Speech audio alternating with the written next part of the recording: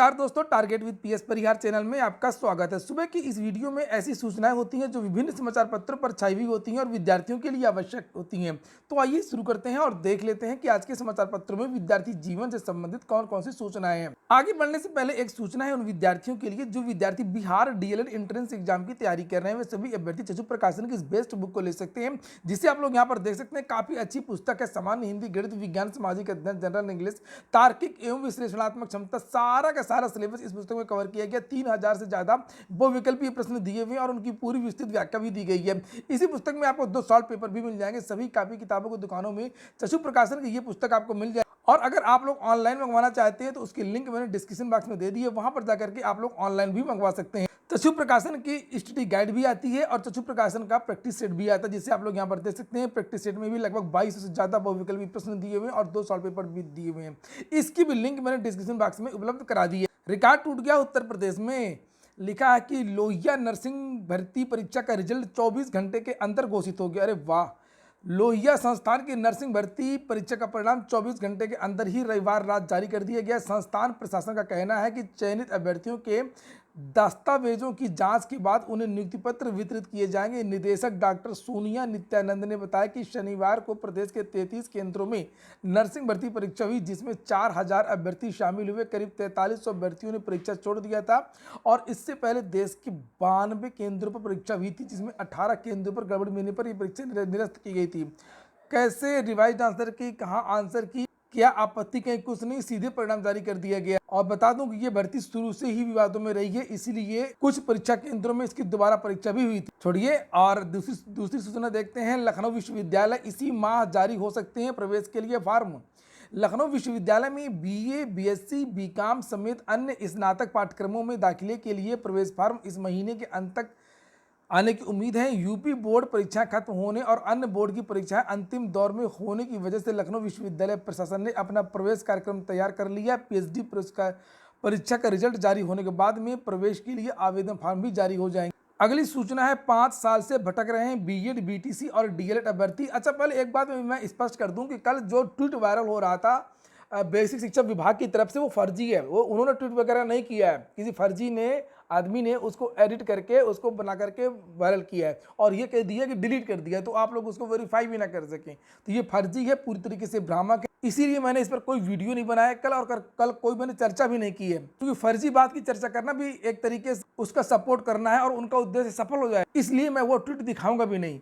चलिए अब हम लोग बात करेंगे 5 साल से भटक रहे बीएड, बीटीसी और डीएलएड अभ्यर्थी की। और लिखा है कि राजकीय माध्यमिक विद्यालयों और परिषदीय प्राथमिक विद्यालयों में पिछले, अच्छा आप लोग जो कहते हैं कि समाचार पत्र हो गई, टीवी चैनल हो गया, ये लोग हमारा मुद्दा नहीं दिखाते हैं, धर्म, मंदिर, पाकिस्तान ज़्यादा दिखाते हैं, तो आप लोग इस तरीके के जब वो मुद्दे रखते हैं तब आप लोग उनका सपोर्ट भी नहीं करते हैं।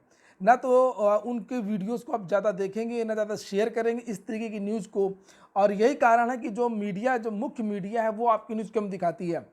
कल इसके बारे में रवीश कुमार जो हैं पत्रकार, उन्होंने भी एक पोस्ट किया था और ये कहा था कि रेलवे भर्ती के जो छात्र हैं कहते हैं कि हमारी बात को रखिए ग्रुप डी की वेटिंग को लेकर के और अन्य चीज़ों को लेकर के। जब विद्यार्थियों की बात बड़े चैनल पर रखी जाती है तो लोग सपोर्ट नहीं करते हैं, देखते तक नहीं है भाई।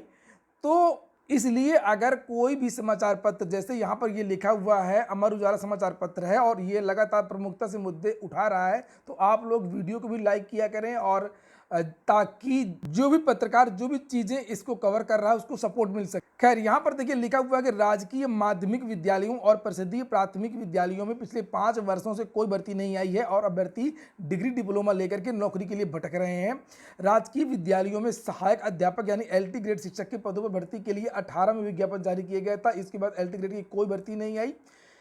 उत्तर प्रदेश में पिछले 5 वर्षों के दौरान तकरीबन 7,50,000 अभ्यर्थी बीएड की पढ़ाई पूरी कर चुके और भटक रहे हैं। परिषदीय प्राथमिक विद्यालयों में सहायक अध्यापक के पदों पर भर्ती के लिए पिछले 5 वर्षों में कोई भर्ती नहीं है। इस दौरान 5 लाख से अधिक अभ्यर्थी बीटीसी डीएलएड कर चुके हैं। कटरा में रहने वाले मृत्युंजय दुबे और तिलक नगर के अंशुमान सिंह का कहना है कि बीटीसी डीएलएड अभ्यर्थी सिर्फ प्राथमिक विद्यालयों में सहायक अध्यापक भर्ती के लिए योग्यता रखते हैं।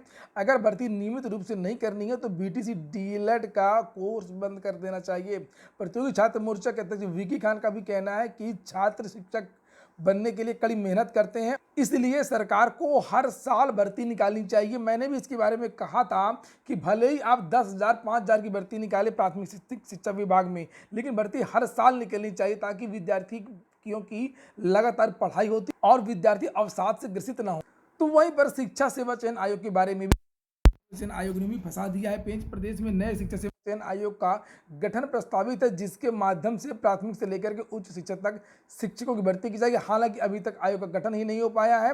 भर्तियां चयन आयोग का गठन होने के बाद ही शुरू होंगी या संबंधित भर्ती संस्थाएं से पूरा करेंगे, ये भी निश्चित नहीं। पंजाब और हरियाणा हाईकोर्ट से क्लर्क की भर्ती आई है, जिसे आप लोग यहाँ पर देख सकते हैं। 157 पदों पर यह भर्ती होगी। ये देखिए यहाँ पर लिखा है 18 से लेकर के 30 साल के युवा इसमें आवेदन कर सकेंगे। 17 मार्च आयु गणना 17 मार्च 2023 से होगी। मैट्रिक स्तर पर लिखा पंजाबी भाषा की शिक्षा ली हो, मान्यता प्राप्त विश्वविद्यालय से आर्ट्स कॉमर्स साइंस इत्यादि में ग्रेजुएशन की डिग्री हो, कंप्यूटर नॉलेज हो, ये योग्यता है। चयन की प्रक्रिया यहाँ पर लिखी हुई है।